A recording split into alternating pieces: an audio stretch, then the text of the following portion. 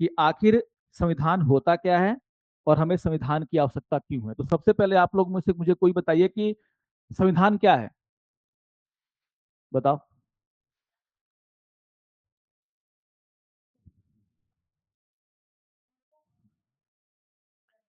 मतलब और कोई, संविधान क्या होता है?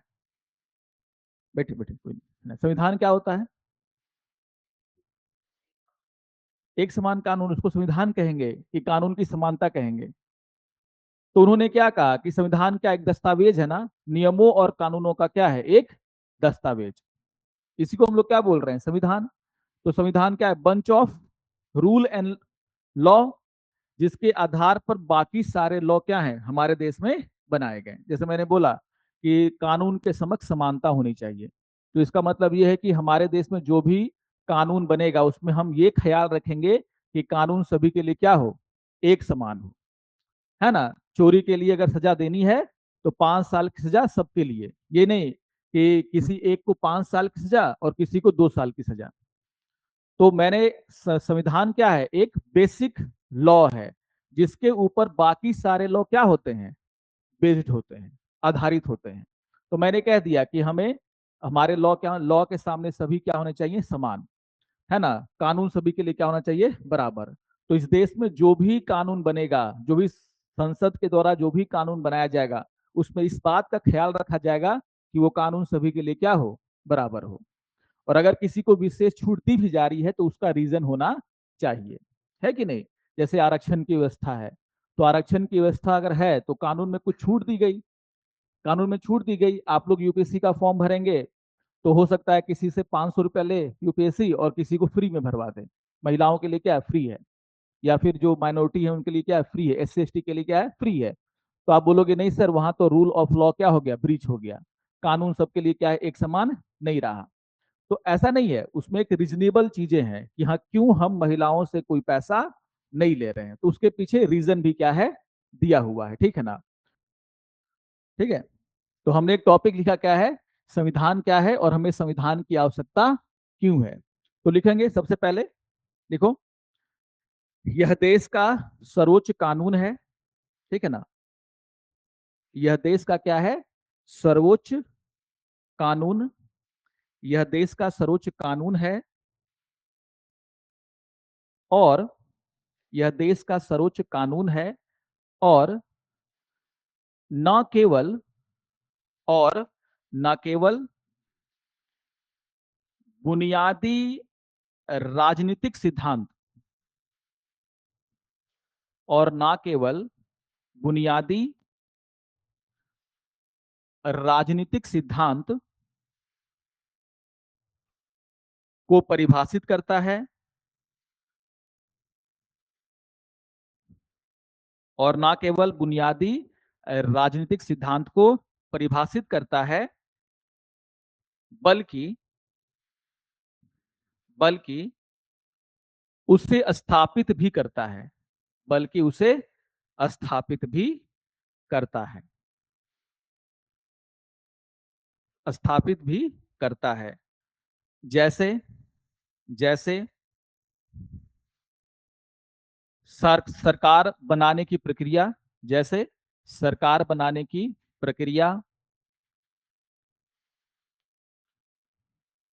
जैसे सरकार बनाने की प्रक्रिया, उसकी शक्ति, सरकार बनाने की प्रक्रिया, उसकी शक्ति, मतलब सरकार के पास क्या शक्ति है, उसकी शक्ति, और कर्तव्य, और कर्तव्य इत्यादि। तो कहने का मतलब क्या है, मैंने क्या लिखवाया कि संविधान क्या है, हमारे देश का क्या है, बुनियादी कानून। बुनियादी कानून क्यों बोल रहे हैं, क्योंकि जितने भी कानून होंगे इसी बुनियाद पर क्या है, टिके हुए हैं। हमारे देश में ऐसा कोई भी कानून चल नहीं सकता जो हमारे संविधान का उल्लंघन करता हो। लिखित संविधान है ना, हमारा संविधान कैसा है, लिखित संविधान। और लिखित संविधान में सबसे इंपॉर्टेंट बात क्या होती है कि जो संविधान कह रहा है उसी के अनुरूप आपका देश क्या होगा, चलेगा। उसके बाहर कोई भी काम यहाँ पर नहीं हो सकता, है ना। अब मैंने अगर बोल दिया कि आपको क्या है, बोलने का अधिकार है ना, अपनी बातों को रखने का अधिकार है, तो इस देश में ऐसा कोई भी कानून नहीं बन सकता जो आपके इस अधिकार का क्या करेगा, उल्लंघन करेगा। जैसे आप देखोगे, फॉर एग्जाम्पल, बार बार हम लोग क्लास में इसको एग्जाम्पल को देते हैं कि फैक्ट चेकिंग यूनिट, नाम सुने थे इसका? FCU, fact checking unit. तो पिछले साल सरकार ने क्या किया था, जो इंफॉर्मेशन एक्ट है, आईटी एक्ट है, उसमें क्या किया, एक चेंज कर दिया और बोला सरकार एक संस्था बनाएगी जिसका काम क्या होगा, ये देखना कि सरकार के खिलाफ कहीं कोई गलत जानकारी तो फैला नहीं रहा है। उसको हम लोगों ने क्या बोला, फैक्ट चेकिंग यूनिट। सरकार ने बोला कि हम देखेंगे कि कहीं सोशल मीडिया प्लेटफॉर्म पर हमारे खिलाफ कोई गलत न्यूज तो नहीं फैल रहा, और गलत न्यूज अगर फैलेगा तो हम उसको क्या कर देंगे, डाउन कर देंगे, मतलब हटाने का हमारे पास क्या होगा, अधिकार। कुछ लोगों ने क्या किया, इसको बॉम्बे हाई कोर्ट में चैलेंज कर दिया, ठीक है ना। बोला कि ये जो फैक्ट चेकिंग यूनिट बनाया है सरकार ने, वो क्या है, असंवैधानिक। क्यों? क्योंकि हमारा आर्टिकल 19 का क्या करता है, उल्लंघन। और आर्टिकल 19 क्या कहता है, अपने मत को रखने का आपके पास क्या है, अधिकार है। तो अपना मत आप कैसे रखेंगे, कैसे रखेंगे? कोई अपना मत कैसे रखता है, कोई कार्टून बना देता है, कोई लेख लिख देता है कि नहीं? कोई सरकार का डेटा रिलीज कर देता है कि देखो बेरोजगारी इतनी बढ़ गई है कि नहीं? ऐसे ही तो हम लोग क्या करते हैं, सरकार का विरोध करते हैं। तो सरकार ने कहा कि मेरे खिलाफ कोई भी अगर कोई बात लिखेगा उसको हम चेक करेंगे, और गलत पाया गया तो हम उसको हटा देंगे, ठीक है ना। सुनने में बड़ा अच्छा लग रहा है कि सरकार के खिलाफ कोई गलत बात होगा तो मिस इन्फॉर्मेशन को हटा देना चाहिए। लेकिन इसमें छोटा सा गुंजाइश क्या है कि सरकार आगे चल करके इसी कानून का क्या करे, मिसयूज करे। आपने किसी योजना की जानकारी दे दी कि देखो इस योजना का टारगेट ये था, और सरकार इस टारगेट को पूरा नहीं कर पाई। सरकार ने बोला कि ये तो मेरे खिलाफ लोगों को भड़का रहा है, उठा के पकड़ के बंद करो इसको, है कि नहीं, राजद्रोह का केस चलाओ इसके ऊपर, है कि नहीं, ये चीजें।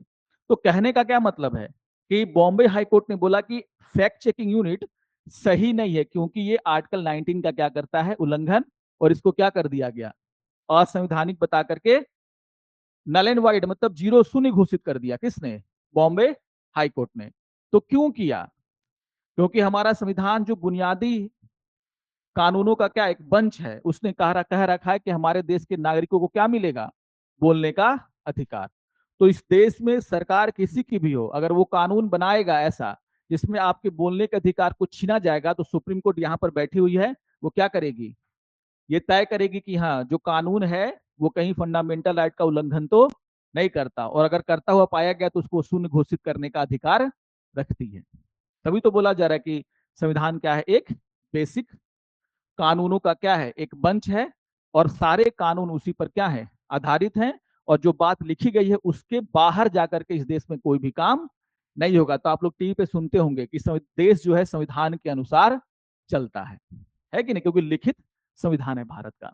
तो मैंने क्या कहा कि ये इंफॉर्मेशन देता है, कुछ बेसिक चीजें बताता है कि हमारे देश में लोकतंत्र होगा, कहाँ लिखा हुआ है, संविधान में ही है ना, कि हमारे देश, हमारा क्या होगा, गणतंत्र है, हमारा देश क्या है, गणतंत्र है। कहाँ लिखा हुआ? जब प्रस्तावना पढ़ते हैं तो क्या लिखा हुआ कि भारत को हम क्या बनाएंगे, एक लोकतांत्रिक गणतंत्र, है कि नहीं। हमारा देश क्या है, धर्मनिरपेक्ष राष्ट्र है। कहाँ लिखा हुआ है? हमारे संविधान की प्रस्तावना में, है कि नहीं, कि भारत क्या होगा, एक धर्मनिरपेक्ष राष्ट्र होगा।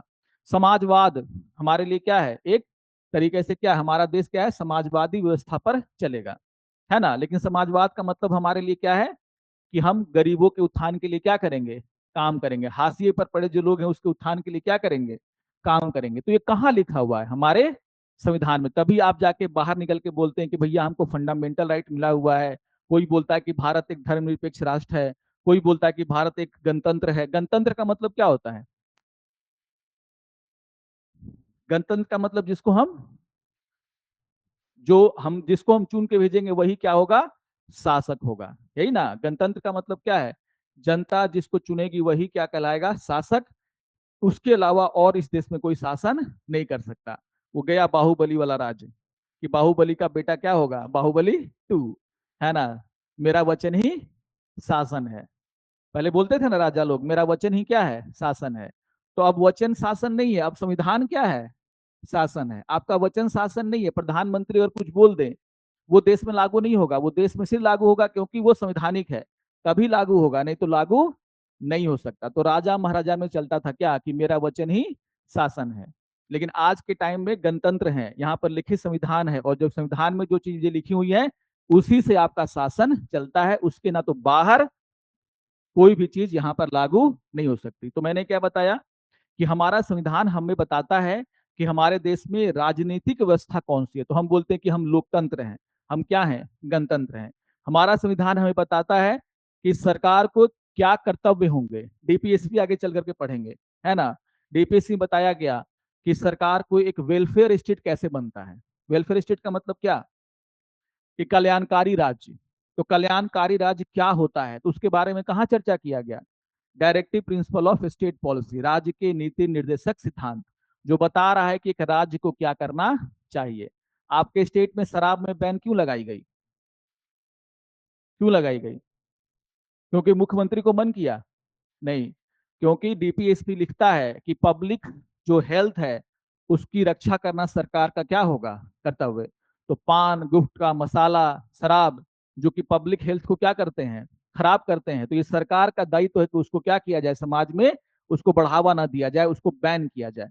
तो आपके बिहार सरकार ने क्या किया, शराब पर पाबंदी लगा दी।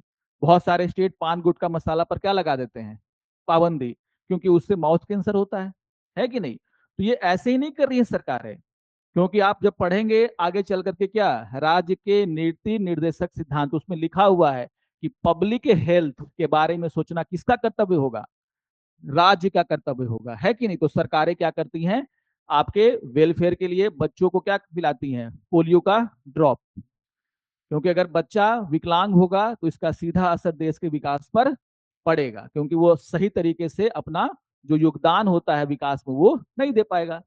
अगर बच्चे भुखमरी का शिकार होंगे तो क्या वो अपने देश के विकास में योगदान दे सकते हैं, क्योंकि वो भुखमरी का शिकार है, उसको 10 तरह की बीमारियां हैं। तो यंग एज में जब उसको ज्यादा काम करना चाहिए था, वो पड़ा हुआ है कहाँ पर, हॉस्पिटल में, हर दिन दूसरे दिन कहाँ जा रहा है, हॉस्पिटल। तो बोला गया कुपोषण से सुरक्षा करेंगे, है ना। तो बहुत सारे ऐसे स्कीम चलाई गई जिसमें बच्चों को मिड डे मील देते हैं ना, मिड डे मील देते हैं कि नहीं देते हैं, क्यों देते हैं, क्योंकि कुपोषण से उनको बचाया जा सके। एक तो पढ़ाई भी हो पाएगी, स्कूल में इनरोलमेंट भी बढ़ेगा, और कुपोषण से उनकी रक्षा भी हो जाएगी। तो कहने का मतलब ये है, हम लोग क्या कर रहे थे कि संविधान क्या बता रहा है कि हमारे देश में कैसी राजनीतिक व्यवस्था होगी, हमारे देश में सरकार के पास क्या अधिकार होंगे, सरकार का क्या कर्तव्य होगा, और सबसे इंपॉर्टेंट सरकार की क्या सीमा होगी। मैंने एक बार एक क्वेश्चन पूछा था कि हमें संविधान की आवश्यकता क्यों है। आप लोग बहुत सारी बातें बोल दोगे, सर ये बताता है कि सरकार कैसे काम करेगी, सरकार की शक्तियां क्या होंगी, देश का कानून जो है किस तरह का बनेगा, लेकिन सबसे इंपॉर्टेंट बात क्या है कि संविधान ये बताता है कि सरकार की शक्तियां कहां तक जाएंगी, कहां तक सीमित हैं। क्योंकि पावर किसके पास है, सरकार के पास, और जिसके पास शक्ति होता है उसके निरंकुश होने की चांसेस क्या होते हैं, ज्यादा होते हैं। निरंकुश मतलब समझते हैं ना, आपने मुझे पावर दे दिया, ठीक है ना, 2 साल हम खूब अच्छा से काम किए, तीसरा साल जनता के ऊपर 10 तरह का पाबंदी लगा दिए। निरंकुशता इसको कहते हैं, है कि नहीं। पहला साल तो खूब अच्छा है शासन के, जनता से पूछ पूछ के कि भैया तुमको क्या जरूरत है, तो बोला पानी की जरूरत है, तो पानी की स्कीम चला दी है। तुमको क्या जरूरत, तो बिजली नहीं है तो बिजली की स्कीम चला दी है। क्या जरूरत है, बोला स्कूल की कमी है तो स्कूल बना दिए। अगला साल बोले कि अब इलेक्शन नहीं होगा तुम्हारा, जाओ। क्यों भाई, तो हम ही सब कुछ हैं, मेरे पास शक्ति है, संविधान में संशोधन कर दिए और बोले कि अब हम ही क्या रहेंगे इस देश का 15 साल तक प्रधानमंत्री, है कि नहीं। तो कहने का मतलब ये है कि संविधान सबसे जरूरी जो काम करता है वो क्या करता है, सरकार की सीमा को डिफाइन करता है। ये एग्जाम्पल मैंने ऐसे ही थोड़ी दे दिया, ये सरकार पर सीमा है ना, कि आप कुछ भी कर सकते हैं लेकिन जनता के बोलने के अधिकार को छीन नहीं सकते। तो संविधान का सबसे जो महत्वपूर्ण काम है वो क्या है, सरकार की सीमा को बताना, कि सरकार इससे आगे जाकर के काम नहीं कर सकती। आप देश के विकास के लिए काम कीजिए, कोई दिक्कत नहीं है, लेकिन जिस दिन आप जनता के अधिकारों को छीनने का प्रयास करेंगे, खड़ा होगा कौन, आपका संविधान। हमारा संविधान जो है संसद को क्या अधिकार देता है, संशोधन करने का अधिकार देता है ना, संशोधन करने का अधिकार देता है कि आप संविधान में संशोधन कर सकते हैं। लेकिन उस पर भी एक लिमिटेशन है कि फंडामेंटल राइट में जो संविधान में दी गई बातें हैं उससे ज्यादा आगे बढ़ करके आप उस पर प्रतिबंध नहीं लगा सकते। तो संविधान का जो मेन काम है वो क्या है, सरकार की सीमा को डिफाइन करना। लिखवा दूंगा मैं, लेकिन अगर हम सिर्फ संविधान क्या है उसकी बात करें तो जो पहला डेफिनेशन है उसको आपको क्या करना है, ध्यान में रखना है, ठीक है ना। इस पर हम लोग बात करेंगे कि संविधान की हमें आवश्यकता क्यों है। ये तो डेफिनेशन समझ में आ गया ना कि संविधान क्या है, एक बंच ऑफ लॉ जिस पर सारे लॉ हमारे क्या हैं, आधारित हैं, और ये बताता है कि देश में कैसी राजनीतिक व्यवस्था है, सरकार की क्या शक्तियां हैं, सरकार की क्या सीमाएं हैं। ठीक है ना। एक लाइन और लिख लो, लिखो संपूर्ण कानूनी प्रणाली, लिखो संपूर्ण कानूनी प्रणाली इससे उत्पन्न होती है, संपूर्ण कानूनी प्रणाली इससे उत्पन्न होती है और इसके अधीन होती है, इससे उत्पन्न होती है और इससे इसके अधीन होती है। संपूर्ण कानूनी प्रणाली इससे उत्पन्न होती है और इसके अधीन होती है, अधीन होती है ना, अधीन होती है। ठीक है।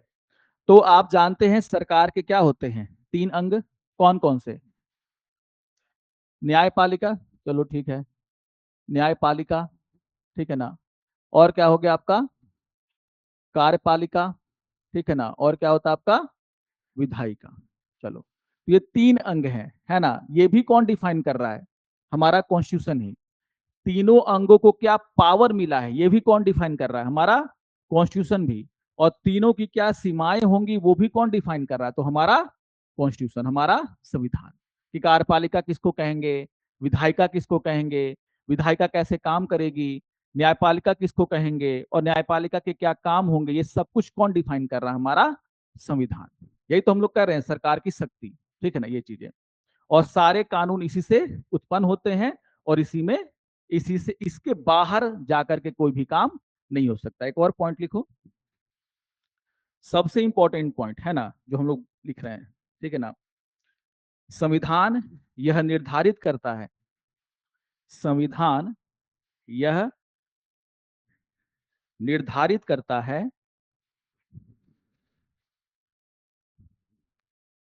कि सरकार को, संविधान यह निर्धारित करता है कि सरकार को कौन सी शक्तियां उपलब्ध होंगी, कौन सी शक्तियां उपलब्ध होंगी। उसके बाद नेक्स्ट पॉइंट बनाओ, इसको खत्म करके नेक्स्ट पॉइंट बनाओ। यह दूसरे सरकारी निकायों के, देखना, यह दूसरे सरकारी निकायों की शक्तियों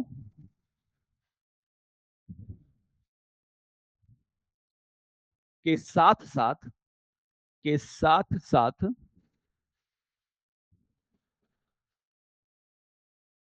उनके शक्तियों के बीच, उनके शक्तियों के बीच सीमा भी, शक्तियों के बीच विभाजन, ऐसे लिखो, शक्तियों के बीच विभाजन को भी निर्धारित करता है, शक्तियों के बीच विभाजन को भी निर्धारित करता है,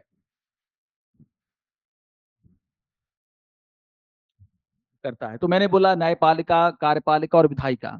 कौन हमारे देश में न्यायपालिका है, कौन हमारे देश में कार्यपालिका है, कौन हमारे देश में विधायिका है। अच्छा, ये तो पता है ना कार्यपालिका का मतलब क्या,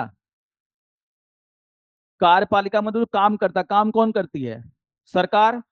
तो जो सरकार और सरकार के जो अंग है वो क्या होते हैं, कार्यपालिका। जो गवर्नमेंट, इसको हम लोग बार बार बोलते हैं ना, हम लोग बार बार पर बोलते हैं गवर्नमेंट ने ये कर दिया, गवर्नमेंट ने वो कर दिया।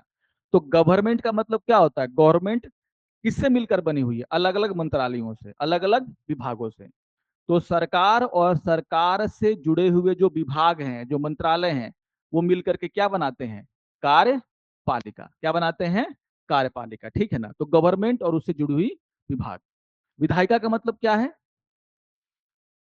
विधायिका का मतलब जो कानून बनाता है, और कानून बनाने की शक्ति हमारे देश में किसके पास है, संसद के पास है। संसद के पास है, यानी कि लोकसभा, राज्यसभा, है कि नहीं। और स्टेट में कौन, हमारा विधानसभा और विधान परिषद। यानी कि जो विधायिका की जब भी मैं बात करूंगा तो आपके दिमाग में बात आनी चाहिए किसकी, संसद की और विधान मंडल का। किसका, विधान मंडल। विधान मंडल मतलब वही विधान परिषद और विधान सभा। तो जहां जहां विधान परिषद है वहां पर विधानसभा और विधान परिषद मिलकर के क्या बनाता है, विधान मंडल। और जिस स्टेट में सिर्फ क्या है, विधान सभा है, उसका विधान मंडल कौन हुआ, सिर्फ विधान सभा। ठीक है ना। तो जब भी हम बोलेंगे विधायिका, तो आज के बाद से आपको डाउट नहीं होना चाहिए कि सर विधायिका क्या होती है। बेसिक चीज है, बहुत लोग ऐसे होंगे जिन्होंने कभी इसको नहीं पढ़ा होगा। तो विधायिका का मतलब क्या होता है, कानून बनाने वाली संस्था। और कानून बनाने वाली संस्था हमारे देश में कौन है, हमारी संसद है, यानी कि लोकसभा और राज्यसभा। और राज्यों में कौन है, हमारा विधान मंडल। सरकार और सरकार के अंग क्या बनाता है, कार्यपालिका। और न्यायपालिका का मतलब क्या, हमारी judiciary, supreme court, high court, district court, ये क्या हो गए, हमारा न्यायपालिका। यही ना है। तो कानून बनाने का काम कौन करता है, विधायिका। उसको लागू करने का काम कौन करता है, कार्यपालिका। और कानून जो है संविधान से संगत है या नहीं, संविधान के अनुसार है या नहीं, इसको कौन तय करता है, तो हमारी न्यायपालिका। तो ये जो मैंने बताया ये कहीं तो लिखित होगा, ये कहाँ लिखित है, हमारे संविधान में। ये भी लिखित होगा ना कि जो न्यायपालिका है वो कार्यपालिका के काम में इंटरफेयर नहीं करेगी। ये भी तो लिखित है ना। ऐसा तो नहीं है ना कि जज बैठ करके बोलता है संसद को कि कानून बनाओ, तो संसद कानून बनाती है ना। या फिर विधायिका बोलती है, संसद बोलती है जज को कि भैया तुम निर्णय लो, तो वो निर्णय लेता है। ऐसा तो नहीं है। सबका अपना अपना अलग अलग काम है, और हर एक जो संस्था है वो दूसरे के काम में इंटरफेयर नहीं करता। कानून बनाना किसका काम है, संसद का। तो न्यायालय कानून नहीं बना सकता, कार्यपालिका कानून नहीं बना सकती। सबके काम क्या है, अलग अलग हैं। तो कानून इस देश में सिर्फ और सिर्फ कौन बनाएगा, तो हमारा संसद। तो संसद का काम है कानून बनाना। इसको करने के लिए कोई उसको इंस्ट्रक्शन नहीं दे सकता। आगे चल करके पढ़ेंगे कि संसद में किए गए कार्यों के लिए जो सांसद हैं वो कोर्ट में जवाबदेह नहीं। और न्यायपालिका में पढ़ेंगे कि जो जज अपना जजमेंट देता है उसके लिए वो विधायिका में जवाबदेह नहीं है। विधायिका उससे नहीं पूछ सकती कि इस मामले में तुमने ऐसा जजमेंट क्यों दे दिया। या जज नहीं पूछ सकता है प्रधानमंत्री से कि तुमने इस मामले में ऐसा कानून क्यों बना दिया। वो अपना अपना काम करते हैं, लेकिन एक दूसरे के काम में इंटरफेयर नहीं करते हैं। इसी को हम लोग क्या बोलते हैं, संतुलन का सिद्धांत, है ना, चेक एंड बैलेंस। तो हम लोग ये भी देखते हैं कि हर संस्था अपना अपना क्या करे, काम करे, कोई एक दूसरे में इंटरफेयर ना करे। क्योंकि इंटरफेरेंस होगा तो टकराव होगा, और टकराव होगा तो देश का कामकाज चलेगा ही नहीं। कार्यपालिका विधायिका से टकरा रही है ना। प्रधानमंत्री बोल रहे हैं कि हम तो देश का प्रधानमंत्री हैं, कानून वही मेरा वचन क्या है, शासन। विधायिका बोल रही है कि तुम्हारा वचन शासन नहीं है, यहाँ से जब तक बिल पास नहीं होगा तब तक देश में लागू नहीं होगा। और न्यायपालिका बोल रही है कि तुम लोग दोनों उड़ते रहो, सबको खारिज करने का अधिकार किसके पास है, मेरे पास। तो फिर शासन चलेगा कैसे भाई, सब अगर लड़ेंगे तो, है कि नहीं। तो आपके अधिकारों को भी डिफाइन कौन कर रहा है, संविधान। और सीमा भी कौन लगा रहा है, संविधान। ठीक है ना, ये चीजें। तो इसी से एक क्वेश्चन, बेसिक क्वेश्चन लगभग 5 से 6 बार यूपीएससी पूछ चुका है कि हमें संविधान की आवश्यकता क्यों है, हमें संविधान की आवश्यकता क्यों है। क्वेश्चन मैं आपको दिखाई देता हूं, ठीक है ना। अब आप इसके बाद, पहला क्लास है और आप बनाने जा रहे हैं क्या, यूपीएससी का एक क्वेश्चन जो कि प्री में पूछा गया, है ना। इसको तो इसका आंसर, एक मिनट रुको, हाँ इसका आंसर थोड़ा सोच के बताओ तो क्या होगा। प्री का क्वेश्चन है ये कि संवैधानिक सरकार का आशय क्या है। संवैधानिक सरकार का मतलब क्या है।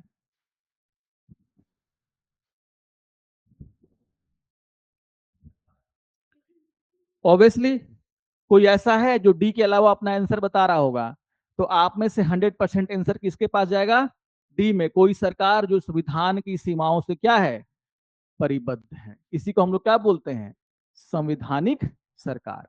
तो हमारे देश में भी एक क्या है, संविधानिक सरकार, एक संविधान है।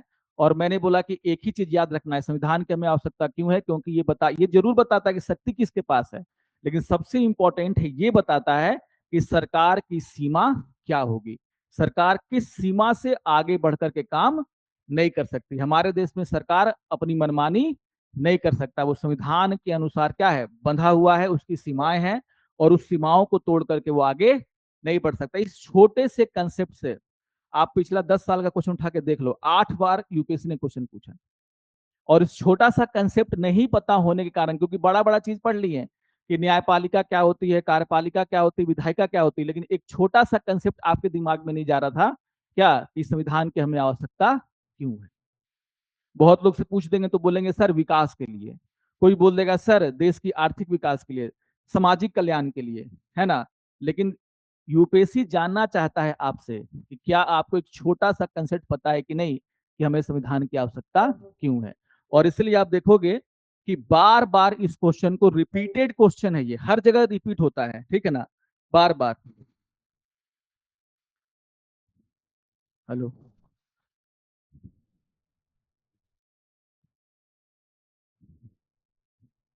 तो इस क्वेश्चन जो दूसरा पूछा है ना, बताओ इसका आंसर।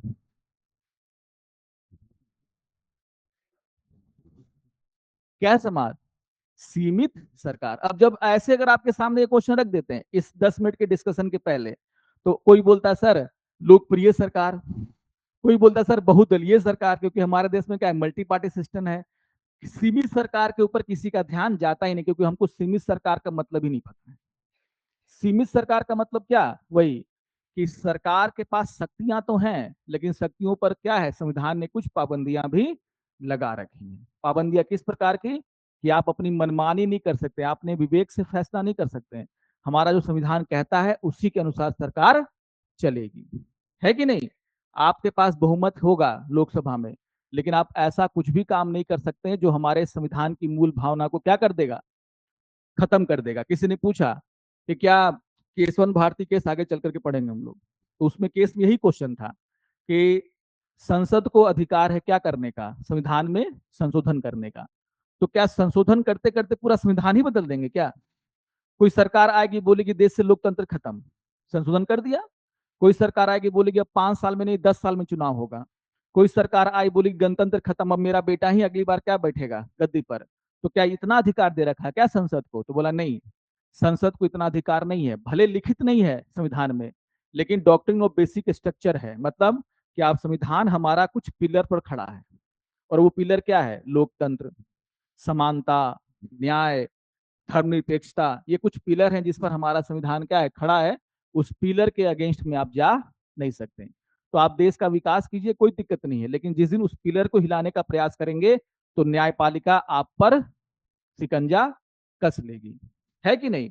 मतलब आप मनमानी यहाँ पर नहीं कर सकते। तो बोला गया डॉक्ट्रिन ऑफ बेसिक स्ट्रक्चर बोलता है कि कुछ भी कर सकते हो, लेकिन संविधान की मूल बातों को चेंज नहीं कर सकते। आप बोलोगे सर मूल बात क्या, तो मैंने बता दिया मूल बात क्या, कि देश में लोकतंत्र है, ये क्या है, मूल बात है। कोई भी आ जाए, कितना भी बड़ा बहुमत लेके आ जाए, लोकतंत्र को खत्म नहीं कर सकता, है ना। आप सभी को वोट डालने का अधिकार है। एज में चेंजेस हो सकता है, लेकिन कोई भी सरकार आ जाए वो ये व्यवस्था नहीं कर सकती कि आपको वोट डालने का अधिकार नहीं होगा। सबको वोट डालने का अधिकार है, और बिना किसी भेदभाव के अधिकार है। बस एज लिमिट है, पहले 21 साल था, आज कितना हो गया, 18 साल। कोई सरकार आकर के उसको 16 साल कर सकती है, लेकिन ये नहीं कह सकती कि जनता के एक भाग को वोट डालने का अधिकार नहीं होगा, जैसे अंग्रेज किया करते थे। अंग्रेज के जमाने में वोट डालता कौन था, जो जमींदार होता था, जो पढ़ा लिखा होता था, उसको बोला गया था वोट डालने का अधिकार होगा। मात्र 10% लोगों के पास क्या था, वोट डालने का अधिकार। लेकिन जब आजाद हुआ तो क्या बोला गया, कि ऐसे लोग जो 18-21 साल से ऊपर है, पहले 21 साल था, 21 साल से ऊपर होंगे, चाहे किसी जाति को, किसी धर्म के हो, महिला हो, पुरुष हो, सबको क्या देंगे, वोट डालने का अधिकार देंगे। और हर किसी के वोट की वैल्यू क्या होगी, एक। आप हो, हम हो, आप बैठे हो, यहाँ पर हम लोग छोटे बड़े हो सकते हैं, लेकिन जब वोट डालने जाएंगे तो हम भी और आप भी दोनों क्या हैं, इक्वल हैं। क्योंकि मेरे वोट की वैल्यू भी क्या होगी, एक, और आपके वोट की वैल्यू भी क्या होगी, एक। तो बोला था कि समानता स्थापित करने का सबसे बड़ा जो कदम उठाया गया इस देश में, वो क्या था, सभी को वोट डालने का क्या देना, अधिकार देना, और सभी की वोट की वैल्यू को क्या करना, एक समान रखना। तो अमीर गरीब ऊंच नीच जो भी जाके वोट डालेगा उसकी कीमत क्या है, एक है। और यही तो समानता है, यही तो क्या है, समानता, ठीक है ना। इसका आंसर क्या होगा, सीमित सरकार। सीमित सरकार का मतलब होता है कि सरकार की शक्तियों पर कुछ सीमा लगी हुई है, उसके पास व्यापक शक्तियां नहीं है, ठीक है ना, ये चीजें। चलो एक और क्वेश्चन देखना है क्या, चलो हटाओ, नहीं है इसमें, ठीक है ना। तो आप जाके अगर देखोगे तो एक छोटी से कंसेप्ट पर क्या आ रहा है, यूपीएससी ने इतने सारे सवाल पूछ दिए, 5 से 6 सवाल अगर आप देखोगे ना पिछले 5 साल 10 सालों में, तो इसी पर है कि हमें संविधान की आवश्यकता क्यों है, जो कि एक बहुत ही बेसिक चीज है, ठीक है ना। तो क्यों है भाई, क्यों है हमें संविधान की आवश्यकता, क्यों है? ताकि सरकार की शक्तियां भी पता हो, और सबसे इंपॉर्टेंट है सरकार के ऊपर सीमा क्या है वो भी हम जैसे नागरिकों को पता हो। हम लोग डरते रहते ना, अरे पीएम है वो तो जो चाहेगा वो कर लेगा, एमएलए है एमपी है जो चाहेगा वो करेगा, ऐसा नहीं है। संविधान ने तो उनको जवाबदेह बनाया है, किसके प्रति? जनता के प्रति, है कि नहीं?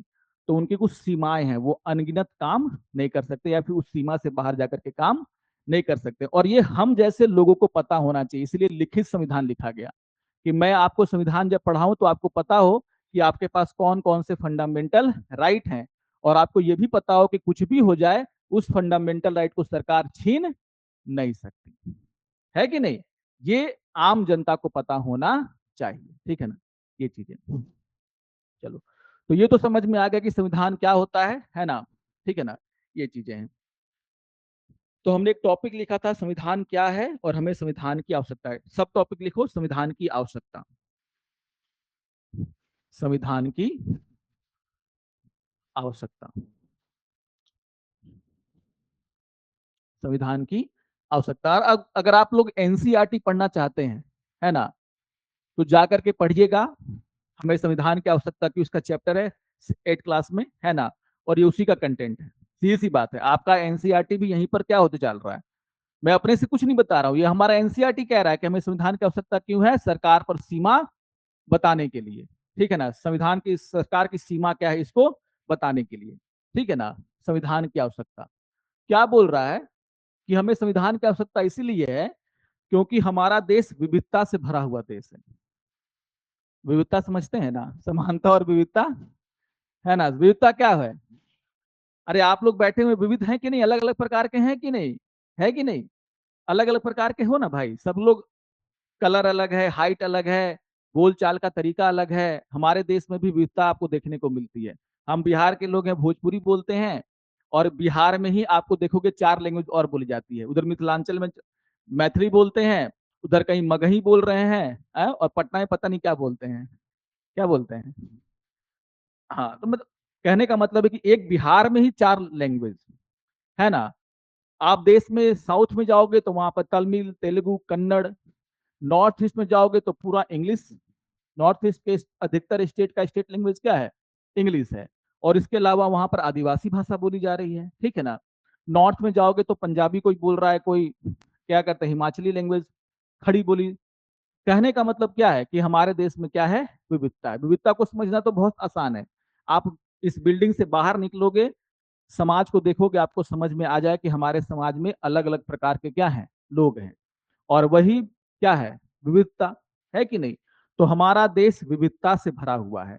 नॉर्थ ईस्ट के लोगों को लगता है कि हम तो आदिवासी हैं, हम तो पहाड़ी लोग हैं, हम सीधे होते हैं। यहाँ प्लेन में रहने वाले लोग क्या है, काफी चालाक होते हैं, तो ये हमारे अधिकारों को तो नहीं छीन लेंगे, कहीं हमारे जल जल जंगल जमीन पर आकर के कब्जा तो नहीं कर लेंगे, है कि नहीं। प्लेन के लोगों को लग रहा है कि हम तो खूंखार नहीं है भाई, उनके पास तो आदिवासी हैं। कभी कभी लोग बोलते थे कि नागालैंड के लोग आदमी खा जाते हैं, तो ये परसेप्शन बना दिया गया था कि नागालैंड के लोग आ जाएंगे तो हम लोग को मार के खा जाएंगे। उधर साउथ वाला को लग रहा है कि हिंदी थोप रहा है मेरे ऊपर, है कि नहीं। तो इतने विविध लोग कैसे एक साथ रह सकते हैं, कैसे रह सकते हैं, जब एक कॉमन लॉ हो। मैंने कहा कि एक लॉ बना देते हैं कि चाहे चोरी कोई भी करेगा उसको सजा 2 साल की मिलेगी। तो आपको भी विश्वास है कि अगर कोई आदमी चोरी करता है तो उसको सजा मिलेगी, उसको भी विश्वास है, आप समाज में सभी लोगों को यह विश्वास हो चला है कि एक कानून है हमारे देश में जो निष्पक्ष है, और अगर कोई भी ये क्राइम करता है तो उसको क्या मिलेगी, सजा, और न्यायपालिका भी हमारी क्या है, स्वतंत्र। तो लोगों के बीच में भरोसा है और लोग एक साथ क्या कर रहे हैं, रह रहे हैं। क्योंकि जब हमारा देश आजाद हुआ तो एक भारत देश थोड़ी था, उस समय तो एक देश की परिकल्पना की जा रही थी, रियासतें थी। हम लोग पढ़ते हैं ना, आगे चल के पढ़ेंगे, 550 से ज्यादा रियासतों को मिलाकर के क्या बना, भारत एक देश। 550 रियासत, है कि नहीं। और हर अलग अलग रियासत में अलग अलग चीजें, उनकी भाषा अलग, उनका कल्चर अलग, उनकी सब कुछ अलग। लेकिन उनको इकट्ठा करना क्या था, काफी मुश्किल काम। मैंने बोला नॉर्थ ईस्ट वाले बोल रहे हैं कि हम तुम्हारे पास आएंगे नहीं, हमारी भाषा अलग है, हमारी संस्कृति अलग है, हम तुम्हारे देश में क्यों शामिल हो। उधर साउथ वाले बोल रहे हैं कि तुम्हारा लैंग्वेज अलग है, तुम लोग तो हमको हिंदी थोप दोगे, हम तुम्हारे साथ नहीं आएंगे। त्रावणकोर अलग ही राग आलाप रहा है, जूनागढ़ अलग ही राग अलग रहा है। कश्मीर वाले बोल रहे हैं कि हम तो बर्फ से ढके रहते हैं, स्वर्ग है हम तो, है ना, तुम्हारे साथ क्यों जाएं, गरीब देश है तुम तो सभी रियासतों को मिलाना क्या था, काफी मुश्किल काम। लेकिन एक संविधान लिखा गया और बोला गया कि ठीक है, आपके जितने भी क्या होंगे प्रश्न होंगे, उसका सभी का जवाब किसमें मिल जाएगा, संविधान में। तो आप देखोगे नॉर्थ ईस्ट के स्टेट को क्या दिया गया, स्पेशल पावर दिया गया, कुछ विशेषाधिकार दिए गए। आप जा करके नागालैंड में बस सकते हैं क्या, बस सकते हैं, नहीं बस सकते हैं। आप जाइएगा वहां पे, आपको जमीन खरीदने का अधिकार नहीं है, क्योंकि आदिवासियों की जमीन सिर्फ कौन खरीद सकता है, आदिवासी। आप नागालैंड जाओ, मेघालय जाओ, मिजोरम जाओ, जैसे ही आप उतरोगे इनर लाइन परमिट है। इनर लाइन परमिट का मतलब क्या, कि आपको बताना होगा कि आप किस पर्पज से यहाँ आए हैं और कितने दिन यहाँ पर रुकेंगे और कब जाएंगे। मेरा क्लास लगा आइजोल में, ठीक है ना, आइजोल कहाँ, मिजोरम। तो जैसे ही मैं उतरा वहां पर सीआईएसएफ का क्या कैंप लगा हुआ है, उन्होंने पहले डॉक्यूमेंट देखा, कारण पूछा कितना दिन क्लास है, 15 दिन का परमिट बना करके हमको दे दिया। 15 दिन के अलावा अगर एक दिन भी हम वहां पर रुकेंगे तो पुलिस पकड़ के ले जाएगी, या फिर अपने परमिट को क्या कीजिए आप, एक्सटेंड करवाइए। इसको बोलते हैं इनर लाइन परमिट। बिहार में तो ऐसा नहीं है, लेकिन नॉर्थ ईस्ट में ऐसा क्यों है, क्योंकि उनको आशंका थी कि यहां से लोग आएंगे, वहां पे जमीन खरीदेंगे और हमारी आदिवासी संस्कृति को क्या कर देंगे, खत्म कर देंगे। तो संविधान ने बोला कि 371, आर्टिकल 371, और वहां पर उनको दिया गया विशेष अधिकार कि आपके जल जंगल जमीन को कोई भी बाहरी आदमी खरीद नहीं सकता। अच्छा, उतना दूर मत जाइए, झारखंड में चले जाइए। झारखंड की आदिवासियों की जमीन आप खरीद सकते हैं क्या, गैर आदिवासी नहीं खरीद सकता। क्यों बनाया गया ये, क्योंकि उनको आशंका थी कि हमारा जल जंगल जमीन पर किसी और का क्या हो जाएगा, अधिकार हो जाएगा। बोला गया कि आपको बना देंगे एक डिस्ट्रिक्ट, डिस्ट्रिक्ट काउंसिल बना देंगे, उसमें आप क्या कीजिए, आदिवासी आदिवासियों को ही चुने और उसी का क्या करे, वो अपने तरीके से क्या करेगा, शासन करेगा। तो ये भरोसा दिया गया ना उसको, ये भरोसा उसको दिलाया गया कि तुम अगर भारत संघ में शामिल होते हो तो हम तुम्हारे संस्कृति की क्या करेंगे, रक्षा करेंगे। अंडमान निकोबार में जारवाज, नाम सुने हैं, अंडमान निकोबार में दो आदिम जनजातियां मिलती हैं, जारवा और सेंटिनलीज। जारवाज के इलाके में आप जा नहीं सकते, क्योंकि वो अभी भी पाषाण काल में जी रहे हैं, है ना, पाषाण काल में जी रहे हैं। उनको लगता है कि बस उनका जो टापू है वही दुनिया है, तो वो अभी भी शिकार करते हैं भाले से, उसी को खाते हैं। लेकिन हमको पता है कि वो हमारे सिटीजन हैं। लेकिन हमारा संविधान क्या कहता है कि आपको अपनी संस्कृति बचाने का क्या है, अधिकार है। तो हमने कभी ये कोशिश नहीं की कि उनको उठा के ले आए और कॉन्वेंट स्कूल में डाल करके इंग्लिश बोलना सिखाते। कभी हमने प्रयास नहीं किया। दूसरा देश होता तो जारवास को क्या तो खत्म कर देता, या फिर उनको पकड़ के लाता यहाँ पे दिल्ली या वहां पर, और उनको इंग्लिश बोलना सिखा देता, अंग्रेज बना देता, है ना। लेकिन हमने उनके लाइफ में इंटरफेयर नहीं किया। तो जो भी अंडमान निकोबार जाते हैं घूमने के लिए, उनके लिए रिस्ट्रिक्शन है कि जिस टापू पर जारवाज रहते हैं आप वहां पर घूमने नहीं जा सकते। क्यों नहीं जा सकते, क्योंकि उस उनकी जनसंख्या भले ही कम है, लेकिन हमारा संविधान उनको अधिकार देता है उनकी संस्कृति को क्या करने का, बचा करके रखने का। और वो नहीं चाहते हैं कि वो बाहरी व्यक्ति से क्या है, भूले और मिले, तो उनको उसी के हाल पर छोड़ दिया गया है। तो सरकार का एक कर्मचारी होता है जो उनके साथ सिर्फ कम्युनिकेट करता है, वो उसी को अपने एरिया में आने देते हैं, और वही जाकर के उनको जो भी वैक्सीन है या फिर जो भी दवाइयां हैं, जो भी कपड़े हैं, जाकर के क्या करता है, पहुंचाता है। कोई और दूसरा व्यक्ति वहां पे जा ही नहीं सकता। और उनसे भी खतरनाक है सेंटेनलीज, वो तो अभी भी आदमखोर हैं। आप जाइएगा तो आपका तंदूरी चिकन बना करके खा जाएंगे। तो उनको उनके हाल पर छोड़ दिया गया। तो ये एश्योरेंस कौन दे रहा है, हमारा संविधान। तो क्या है पहला पॉइंट, कि यह साथ रह रहे विभिन्न तरह के लोगों के बीच क्या है, जरूरी भरोसा और सहयोग विकसित करता है, विकसित करता है। क्योंकि हमारा एक नियम है, कानून है, हमको अधिकार मिले हुए हैं, तो हमें लगता है कि भले आप हमारे ऊपर कुछ अत्याचार कर सकते हैं, लेकिन हमारा जो देश का कानून है वो हमको क्या करेगा, रक्षा करेगा। तो पहला पॉइंट लिखो, हमें संविधान की आवश्यकता क्यों है। तो लिखो पहला पॉइंट, यह साथ रह रहे यह साथ रह रहे विभिन्न विभिन्न तरह के लोगों के बीच जरूरी भरोसा और सहयोग विकसित करता है। जरूरी भरोसा और सहयोग विकसित करता है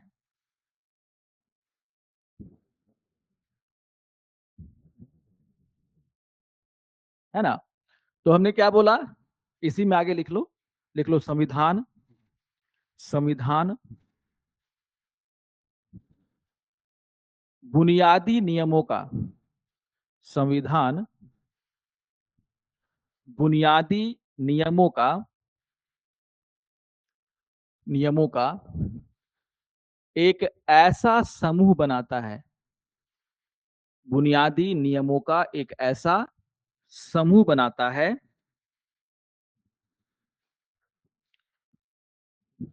जिससे जिससे समाज के सदस्यों में जिससे समाज के सदस्यों में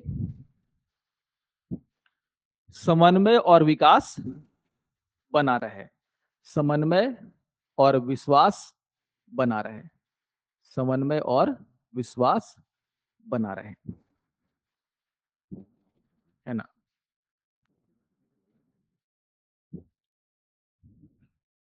तो आज के टाइम में किसी पर भी अत्याचार होता है तो क्या बोलता है, कानून की दुहाई देता है, संविधान की दुहाई देता है। कोई दलित है मान लो, उसको अधिकार छीन लिया गया तो क्या बोलता है कि भाई संविधान के अनुसार तो हमको क्या है, ये अधिकार मिलना चाहिए। आपको बोलने से रोक दिया गया, आपका प्रॉपर्टी छीन लिया गया, कोई भी सरकार अगर आप पर अत्याचार करती है तो आप ढीठे बोलते हैं कि हम जाएंगे कहां पर, कोर्ट में, क्योंकि आपको विश्वास है कि हमारा संविधान हमारी क्या करेगा, रक्षा करेगा। समाज के अन्य अन्य प्रकार के लोग रहते हैं, कोई माइनॉरिटी है, कोई आदिवासी है, कोई बहुसंख्यक है, कोई अल्पसंख्यक है, लेकिन हमारे देश के लोगों के बीच में ये भय आपको देखने को नहीं मिलेगा। इस पर बहुत सारे लोग रिसर्च करते हैं कि इंडिया जहां पर इतने सारे धर्मों के लोग रहते हैं वो साथ में रह कैसे रहे हैं, साथ में रह कैसे रहे हैं। तो याद रखिए कि आपकी जो शुरुआत हुई ना 1947 के बाद, वो ऐसे लोगों के हाथों में गए जिन्होंने इस देश के लोगों को विश्वास दिलाया कि हम जो है क्या करेंगे, आपके किसी भी हर हाल में आपको रक्षा प्रदान करेंगे, है कि नहीं। तभी तो संविधान सभा का गठन हुआ, और संविधान सभा के गठन में हर क्षेत्र के लोगों को क्या दी गई, हम लोग पढ़ेंगे आगे चल करके संविधान सभा के बारे में। तो संविधान की सभा में हर वर्ग और हर देश के हर जगह से क्या लाए गए, नेताओं को लाया गया, और कहा गया कि आपस में मिल बैठकर क्या बनाएंगे, देश का संविधान। आप बोलोगे ना कि सर संविधान बनाने में 2 साल 11 महीने 18 दिन का समय कैसे लग गया, बहुत लंबा समय लग गया, जल्दी संविधान बना देना चाहिए था। लंबा समय क्यों लगा, क्योंकि हर एक मुद्दे पर व्यापक चर्चा हुई, गहन चर्चा हुई। लोगों पहले के लोग क्या थे कि पहले के लोग ऐसे होते थे जो अपनी आलोचना सुन सकते थे। पहले की सरकारें कैसी थी, नेहरू ने कहा कि I am the first among the equal. उनसे पूछा गया प्रधानमंत्री कौन है, प्रधानमंत्री का मतलब क्या, बोला कि I am the first among the equal. सभी मंत्रियों में सबसे पहला कौन, तो प्रधानमंत्री। इसलिए गाली सुनने का भी अधिकार सबसे पहले किसको होना चाहिए, प्रधानमंत्री को। कोई आलोचना करेगा तो उसको मतलब वो किसकी आलोचना कर रहा है, प्रधानमंत्री की आलोचना कर रहा है, किसी मंत्री की आलोचना नहीं कर रहा है। रेलवे का एक्सीडेंट हो गया तो रेल मंत्री क्यों जिम्मेदार है भाई, रेल मंत्री को मंत्री बनाया कौन, प्रधानमंत्री। पढ़ते ना हम लोग कि मंत्री बनाने का अधिकार किसके पास, प्रधानमंत्री के पास। तो तुम इनकेपेबल आदमी को क्यों बनाए मंत्री, जिम्मेदारी तो सीधे सीधे किसकी होनी चाहिए, प्रधानमंत्री की। तो पहले के जो सरकारें थी उसमें प्रधानमंत्री आलोचनाएं सुन सकता था। तो संविधान सभा में जब चर्चाएं होती थी तो लोग एक दूसरे की आलोचना करते थे, बोलते थे कि देश की भाषा हिंदी रखो, तो उधर साउथ वाला उठ के बोला कि नहीं, देश की भाषा हिंदी नहीं होनी चाहिए। तो इसका मतलब ये नहीं कि लड़ गए आपस में कि तो राष्ट्रवादी हुआ, नहीं। वो साउथ वाला बोल रहा है कि हम तो द्रविड़ बोलते हैं, है ना, हमारा तो कन्नड़ है, हमारा क्या है, ये है, तो हम क्यों हिंदी बोले। वो हिंदी स्टेट बोल रहे हैं कि ठीक है, एक काम करते हैं कि 10-15 साल के लिए पॉज कर देते हैं, कंसेंसस हो जाएगा तो हिंदी को क्या बनाएंगे, देश की राष्ट्रभाषा। आज तक नहीं बनी है कि नहीं? तो क्यों नहीं बनाया गया? क्योंकि देश को एक रखना था ना। पता चला इसी मुद्दे पर साउथ वाले निकल जाते हैं, बोलते कि नहीं शामिल होंगे, जाओ भारतीय संघ में। तो पहले तो देश बनाना था, इसलिए बोला गया कि नहीं, हिंदी को राष्ट्रभाषा नहीं मानते हैं, ठीक है ना। फंडामेंटल राइट पर चर्चा हो रही है, कई सारे लोग बोल रहे थे कि हाँ नहीं, धर्मनिरपेक्षता पर चर्चा हुई। कब कुछ लोगों ने बोला कि धर्मनिरपेक्षता शब्द को लिख दो, कुछ ने बोला कि सब धर्मनिरपेक्षता शब्द को नहीं लिखो। तो व्यापक चर्चा हो रही है और कंसेंसस बनाया गया, और तब जाकर के संविधान में एक एक बात को हमने क्या किया, शामिल किया। तभी तो इतना टाइम लग गया, नहीं तो 6 महीने में बना देते। बिहार और यूपी जैसे राज्य रहते हैं तो बैठ करके बना देते 6 महीना में, क्या दिक्कत है। लेकिन देखना था ये भी ना कि साउथ, उधर साउथ में भी है कुछ, उधर नॉर्थ ईस्ट में आदिवासी रहते हैं, उधर ऊपर जम्मू कश्मीर है, वो तो शामिल ही नहीं होना चाह रहा, उसको भी लाना है। उधर गुजरात, महाराष्ट्र, ये सब भी, उसको भी शामिल करना है।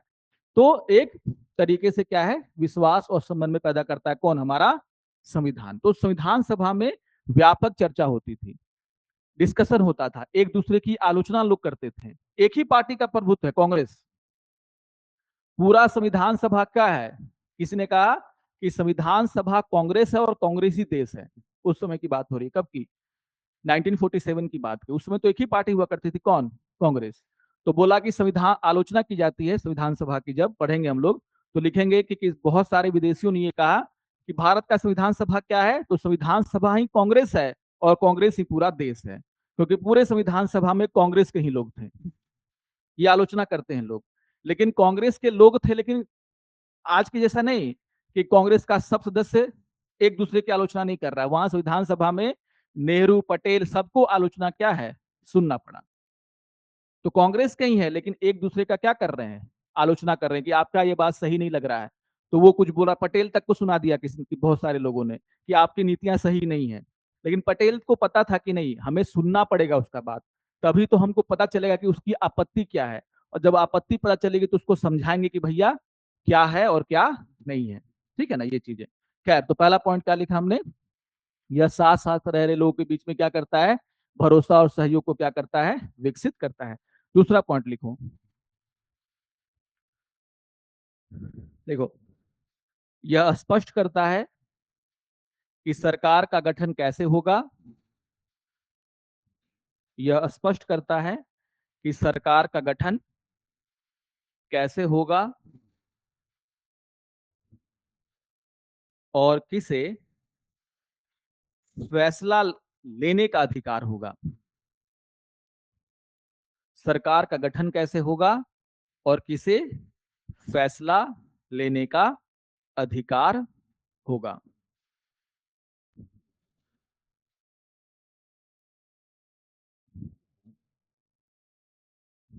तो अंडरस्टूड है, सीधी सी बात है। विधायिका के काम क्या होंगे, कार्यपालिका के काम क्या होंगे और न्यायपालिका के काम क्या होंगे, बता रहा है कौन, हमारा संविधान, ठीक है ना। थर्ड पॉइंट लिखो, जो सबसे इंपॉर्टेंट है ना, यहीं से बार बार क्वेश्चन पूछ रहा है कौन, हमारा यूपीएससी, ठीक है ना। लिखो, यह यह सरकार के अधिकारों की सीमा तय करता है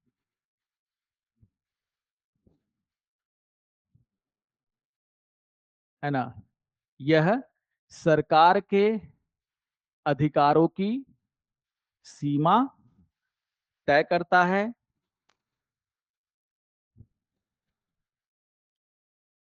और हमें मतलब नागरिक, है ना, और हमें बताता है कि नागरिकों के क्या अधिकार हैं, और हमें बताता है कि नागरिकों के क्या अधिकार हैं,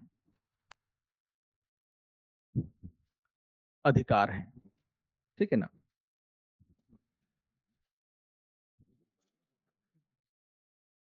तो आप देखोगे कि, देखो, क्या बोला गया कि संवैधानिक सरकार क्या करती है, जनता पर कुछ पाबंदियां लगा सकती है। जैसे मैंने बोला कि आपको बोलने का अधिकार लेकिन आपको प्रोटेस्ट करने का अधिकार है, लेकिन हमें प्रतिष्ठा का भी तो अधिकार है कि नहीं। आपको बोलने का अधिकार, इसका मतलब ये तो नहीं कि सड़क पर जा करके और किसी अगर अड़ोसी पड़ोसी को चोर उचक्का उसको गाली गलौज कर रहे हैं पूरा, और आके पूछा पुलिस की काहे ऐसे बोले, तो बोलोगे हमको बोलने का अधिकार है। अभी आज ही सर पढ़ाए हैं कि हम लोग को क्या है, बोलने का अधिकार है। या फिर मैंने बोल दिया कि आपको प्रोटेस्ट करने का अधिकार है सरकार के खिलाफ, तो यहां से निकलते ही जाके वहां सड़क जाम कर दिए और बोलने लगे कि हमारी मांगे पूरी करो, है कि नहीं? क्यों भाई? तो अभी सर पढ़ा के भेजे हैं क्या कि आपको प्रोटेस्ट करने का अधिकार है, लेकिन सर ने यह भी बताया कि आपको पीसफुल प्रोटेस्ट का अधिकार है। ये नहीं कि सड़क जाम करके और वहां पर खड़ा हो गए, क्योंकि दूसरों को तकलीफ नहीं होनी चाहिए। तो जहां तक संविधान है, संविधान सरकार की सीमा को ही बताता है और जनता की जो अधिकार है उसकी सीमा को भी क्या करता है, बताने का काम करता है। तो जैसे मैंने बोला, तो हम लोग जब फंडामेंटल राइट पढ़ेंगे तो क्या पढ़ेंगे कि हर फंडामेंटल राइट में फुल संविधान ये कह रहा है किस आधार पर आपके फंडामेंटल राइट को छीना जा सकता है, आधार लिखित है वहां पर। तो मैंने बोला कि आपको बोलने का अधिकार है, लेकिन आप अगर बिना एविडेंस के किसी की मर्यादा को क्या करेंगे, खंडन करेंगे, तो उस आदमी को प्रतिष्ठा का भी अधिकार दिया गया है, वो आप पर मानहानि का केस कर सकता है। तो आप कोर्ट में जाकर के प्रूफ कीजिए कि जो बात आपने कही थी उसका कोई एविडेंस आपके पास है या नहीं, है ना?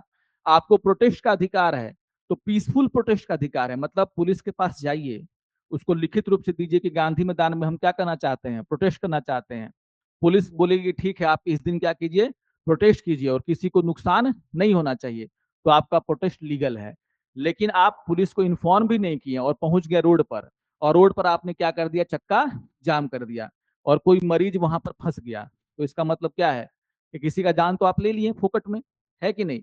तो आपका अधिकार अधिकार और उसको जीवन का अधिकार क्या, उसका भी तो अधिकार है, इलाज का अधिकार तो उसके पास भी तो है कि नहीं? ये चीजें तो नागरिकों पर क्या सीमाएं होंगी ये भी बता रहा है हमारा संविधान, और सबसे इंपॉर्टेंट कि सरकार पर क्या सीमा होगी इसको भी बताने का काम कर रहा है कौन, हमारा संविधान। ठीक है ना? ये चीजें। फोर्थ पॉइंट लिखो तो, है ना? फोर्थ पॉइंट ये है कि हम लोग बोलते हैं ना कि संविधान क्यों जरूरी है, तो देश के विकास के लिए। तो देश के विकास सरकार ही करेगी। सरकार आपके लिए शिक्षा के लिए नीति बनाती है, सरकार आपके लिए स्वास्थ्य के लिए नीति बनाती है, सरकार स्टूडेंट के लिए काम करती है, सरकार आर्थिक विकास के लिए नीतियां बनाती हैं। तो सरकार जो नीतियां बनाती हैं उसके लिए उसको फ्रीडम भी चाहिए, है कि नहीं? सीमा तो है, लेकिन जो भी आपने पावर दिया उसमें उसको क्या चाहिए, फ्रीडम। तो क्या बोल रहा है कि सरकार को ऐसी क्षमता प्रदान करे जिससे वह जनता की आकांक्षाओं को पूरा कर सके और एक न्यायपूर्ण समाज की स्थापना के लिए उचित परिस्थितियां का निर्माण कर सके। लिखो, है ना? लिखो ऐसे, संविधान संविधान सरकार को संविधान सरकार को ऐसी क्षमता प्रदान करता है, ऐसी क्षमता प्रदान करता है जिससे जिससे वह जनता की आकांक्षाओं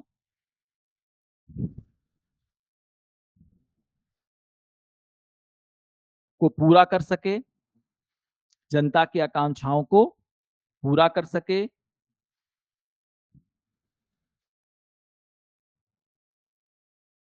और एक और एक न्यायपूर्ण समाज और एक न्यायपूर्ण समाज की स्थापना कर सके, ऐसे लिख देना शॉर्ट में, और एक न्यायपूर्ण समाज की स्थापना कर सके।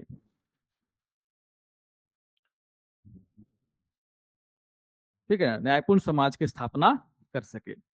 अब मैंने बोला कि न्यायपूर्ण समाज, न्यायपूर्ण समाज का मतलब क्या होता है?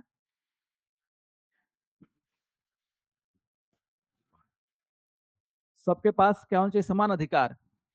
न्याय छोटा मोटा शब्द नहीं है, याद रखिएगा। एक ऐसा शब्द है जिसको बीपीएससी और यूपीएससी खूब पकड़ा है, और न्याय के ऊपर क्लासिक क्वेश्चन बनाए जाते हैं कि न्याय का अर्थ क्या है ना? तो न्याय का मतलब क्या, सामाजिक न्याय, आर्थिक न्याय और राजनीतिक न्याय। मैं तीन न्याय बोल रहा हूं। न्याय का मतलब क्या, सामाजिक न्याय, आर्थिक न्याय और राजनीतिक न्याय। ठीक है ना? तो मैंने जब बोला सामाजिक न्याय का मतलब क्या होता है कि हम एक ऐसे समाज को बनाएंगे जिसमें कोई ऊंच और नीच ना हो। छोटे बड़े की भावना को खत्म करना। तो सरकार सामाजिक न्याय लाने का क्या करती है, प्रयास करती है। तो सामाजिक न्याय लाने के लिए क्या करना पड़ेगा, जिसको आप आज दलित बोलते हैं, जिसको आपने कोई अधिकार पहले नहीं दिया था, आज उसके बच्चों को पढ़ाने के लिए सरकार क्या करती है, स्कूल में आरक्षण देती है। कुछ ऐसी जातियां हमारे देश में हैं जिनको मैला ढोने का काम दे दिया गया था, उसके बाहर वो कोई काम ही नहीं कर सकते थे। तो आज सरकार ने क्या किया, हाथ से मैला ढोने पर प्रतिबंध लगा दिया और बोला कि जो अगर इस प्रथा को बढ़ावा देगा उसके खिलाफ हम लोग क्या करेंगे, काम कर कार्रवाई करेंगे, है ना।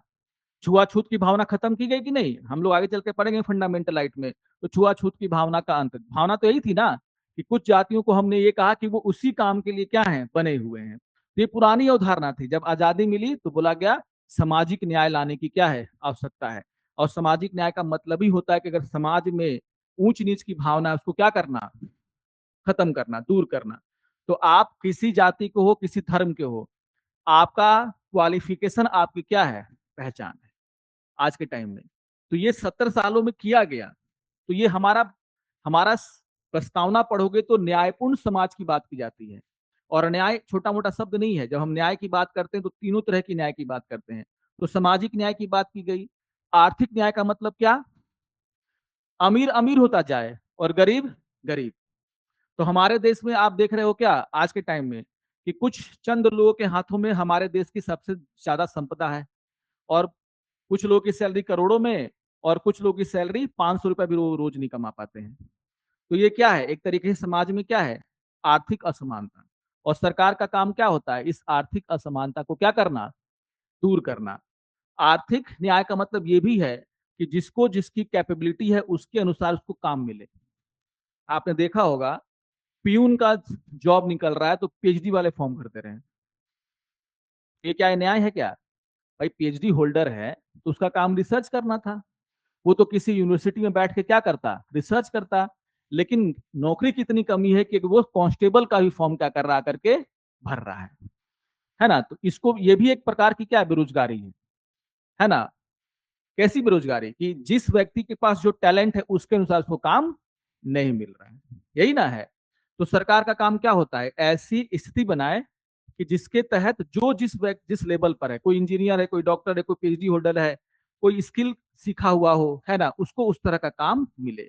अवसर की समानता प्रदान करना, अवसर की समानता का मतलब समझते हैं। आप इस एसी रूम में बैठे हुए हैं, है ना, और आप तैयारी कर रहे हैं यूपीएससी और बीपीएससी की। गांव में भी कुछ लोग हैं जो अभी, कुछ लड़कियां खाना बना रही होंगी और उसके बाद बैठ करके अंधेरे में पढ़ाई करेंगे एक बल्ब के नीचे, है ना। क्या ये अवसर की असमानता है, समानता है कि कोई व्यक्ति एकदम जिसके पास कुछ भी नहीं है, बेंच बैठने के लिए बेंच नहीं है, उसके पास कोई सुविधा नहीं है, वो भी पढ़ रहा है और आप भी पढ़ रहे हैं, तो आपके बीच में कंपटीशन हो गया। ऑब्वियसली आप जानते हैं कि वो हारेगा, क्योंकि उसके पास उतनी सुविधा है ही नहीं। या फिर जो चीज आप 6 महीने में पढ़ेंगे उसको पढ़ने में 1.5 साल लग जाएगा। जो चीज आपने अभी 1 घंटे में सीखी, इसको अगर कोई व्यक्ति बुक से पढ़ेगा तो हो सकता है उसको क्या लग जाए, 2 दिन लग जाए। तो आप उससे आगे हैं ना, आप उससे आगे हैं कि नहीं। तो आप देखते होंगे एससी एसटी कट ऑफ नीचे जाता है। क्यों जाता है, क्योंकि वही उनको उस तरह की सुविधाएं नहीं मिली हैं। आप इसके अपवाद हो सकते हैं, आप उनसे बोल सकते सर नहीं, ये तो इसके अपवाद हो सकते हैं, लेकिन अगर मास में देखा जाए तो आज चले जाइए आप आदिवासी इलाकों में, वहां पर आज भी बिजली नहीं है कि नहीं, कम्युनिकेशन का कोई साधन नहीं है। तो वहां के बच्चों से और शहर के बच्चों में किस तरीके से कंपटीशन हो सकता है। तो सरकार ने बोला कि नहीं, अवसर की असमानता का मतलब न्याय, ये क्या बोल रहे हैं हम लोग, आर्थिक जो न्याय का मतलब ये भी है कि हर बच्चे को हमें क्या देना है, समान अवसर देना है। इसलिए सरकारी स्कूल खुलते हैं और सरकारी स्कूल में हम लोग डिमांड करते हैं कि अच्छे टीचर भेजिए और वहां पर सुविधा होनी चाहिए, क्योंकि पैसे की कमी के कारण किसी को पढ़ाई ना हो पाए, ये सही नहीं है एक लोकतांत्रिक देश में। तो ये इसको बोलते हैं आर्थिक न्याय, अवसर की समानता भी सरकार देगी। और तीसरा क्या था, राजनीतिक न्याय। राजनीतिक न्याय का मतलब क्या, 543 सीट है इसमें लोकसभा में, गिन चुन के औरतें कितनी होंगी, 11 से 12%, 11 से 12% है कि नहीं। तो जिस महिलाओं की आबादी 49% है इस देश में, और संसद में जाओ तो 11 से 12% उनका क्या है, सीट जीत करके आती हैं। तो क्या ये राजनीतिक न्याय है? या फिर 543 सीट में एक भी आदिवासी अगर आरक्षण नहीं देते हैं, SC ST के लिए सीटें आरक्षित है ना हमारे, 87 सीट आरक्षित हैं, मान लीजिए SC ST के लिए, अगर ये आरक्षण नहीं होता तो एक भी आदिवासी आपको वहां पर नहीं दिखता। आदिवासी एरिया में भी कौन जीतता? 84, हाँ। तो मतलब कहने का मतलब है कि आदिवासियों को आरक्षण तो दिया गया, वो क्यों दिया गया? ताकि आदिवासी चुन करके कहां पहुंचे? संसद में। या फिर महिलाओं को जो 33% आरक्षण देने की बात कही जा रही 15 सालों के लिए, महिला बिल लाकर क्यों किया गया? क्योंकि आजादी के बाद से 75 साल बीत गए, देख रहे हैं कि संसद में पहुंच ही नहीं रही महिलाएं। तो कहने का मतलब क्या है कि लोकतांत्रिक देश है ना, समावेशी सरकार। समावेशी सरकार का मतलब होता है कि सरकार में हर किसी की भागीदारी हो। आप अकेले जो है सबका उत्थान नहीं कर सकते। आप बोलोगे सर क्या हो गया, महिला नहीं आई तो क्या हुआ, हम लोग है ना, हम लोग उत्थान करेंगे उनका। नहीं भैया, आप उत्थान मत कीजिए, आप बस देश चलाइए, कोई दिक्कत नहीं है। महिलाओं की समस्याओं का जो समाधान करने का अधिकार किसको दे दीजिए? खुद महिलाओं को। ये तो कर ही सकते हैं ना, है कि नहीं? ये भी बोल दो कि नहीं हम महिलाओं का उत्थान भी पुरुष ही करेंगे, है ना। राजा राम मोहन राय का एग्जाम्पल दे दिया आपने, ठीक है ना, ठीक है, वो भी उन्होंने किया था। लेकिन नारियों का जो प्रॉब्लम है, नारियों का जो उत्थान है, वो नारियों के हाथों में क्यों नहीं होना चाहिए? इसके पक्ष में तो कोई लॉजिक नहीं है। आदिवासियों का उत्थान कोई जनरल क्यों करे, है ना। या तो आप आदिवासी हैं तब आप समझेंगे कि आदिवासियों की क्या प्रॉब्लम्स होती है। तो बोला कि आदिवासी चुन के भेजो, वो आदिवासियों के इलाके का क्या करेगा? उत्थान करेगा, उसको बढ़ावा देने का काम करेगा। तो राजनीतिक न्याय का मतलब ये होता है कि समाज में जो भी अंग हैं, समुदाय हैं, उन सभी की भागीदारी हमारी सरकार में होनी चाहिए। और अगर नहीं है तो उसको लाने का क्या करेंगे? प्रयास। तभी जाकर के 1990 में क्या लागू किया गया? पंचायती राज सिस्टम। और महिलाओं को उसमें 50% आरक्षण दे दिया गया। और आज के टाइम में आप देखो गांव गांव में सरपंच बनी हुई है कौन? महिलाएं। ठीक है ना, आपको इससे दिक्कत नहीं होनी चाहिए, क्योंकि ठीक है महिलाएं बन रही हैं अपना। आपने देखा ना पंचायत वाला सीरीज, तो उसमें भले शुरुआत में क्या देखा गया कि नेताओं ने अपनी अपनी पत्नियों को क्या बना दिया? सरपंच। तो प्रधानपति, तो प्रधानमंत्री कौन है भाई? तो जो गांव की प्रधान है उसका पति क्या बन के घूम रहा है? प्रधानपति। तो महिला बैठी हुई है घर में, वो प्रधान है लेकिन उसका पति सारा काम कर रहा है। शुरुआत के 10 साल 15 साल यही चला हमारे देश में। लेकिन आज के टाइम में अभी भी चल रहा है, लेकिन अब संख्या कम हो रही है। अब मान लो 5 साल कोई प्रधान रह गया, 5वें 6ठे साल अपने पति को कुछ समझ नहीं रही है, बोले जाओ तुम हटो, अब हम सब सीख गए सब कुछ, है कि नहीं। तो धीरे धीरे ट्रांजिशन तो धीरे धीरे होता है ना। आज के टाइम में बहुत सारे ऐसे लोग हैं जो अपनी अच्छी खासी नौकरी छोड़ करके सरपंच बन जा रहे हैं। क्योंकि भाई ग्रास रूट लेवल पर काम कौन करता है? सरपंच ही तो करता है। किसानों के लिए बीज आया उसको बांटना है, छोटा मोटा फंड आया उसको बांटना है। तो गांव के विकास का काम तो सीधे सीधे किसके हाथों में है? प्रधान बोलते हैं या फिर क्या बोलते हैं? सरपंच, है कि नहीं। मुखिया, आप लोग मुखिया बोलते हैं, उधर उत्तर प्रदेश से उधर जाओ तो प्रधान बोल देगा सब, है कि नहीं। एक ही है, लेकिन अलग अलग नाम से क्या करते हैं? पुकारते हैं। तो मुखिया का चुनाव पढ़ा लिखा आदमी लड़ रहा है, बोला अमेरिका में जॉब छोड़ करके राजस्थान में मुखिया बना हुआ है और पूरा गांव का तस्वीर चेंज कर दिया, है कि नहीं। तो ट्रांजिशन लाने के लिए तो बस क्या चाहिए? इरादा, है कि नहीं। तो क्या बोला गया? राजनीतिक न्याय होगी कि महिलाओं को क्या बना दिया गया? मुखिया। और वही चीज अब कहाँ लागू कर रहे हैं? लोकसभा के चुनाव में। कि अब जो हमने देख लिया कि 20-25 सालों में ग्रास रूट लेवल पर महिलाओं की संख्या क्या हो चुकी है? बढ़ चुकी है। तो अब महिला नेता भी निकल रही हैं, लेकिन देखा जा रहा है कि नहीं, अभी भी लोकसभा में चुन करके नहीं जा रही है। तो क्या करो, थोड़ा सा आरक्षण दे दो 15 साल के लिए, ताकि महिलाएं जब आ जाएंगी तो उनके बाद अपने आप जो है ना। तो इस सोच को हराने के लिए दिया गया आरक्षण कि महिलाओं का जन्म सिर्फ क्यों हुआ है? क्यों हुआ है?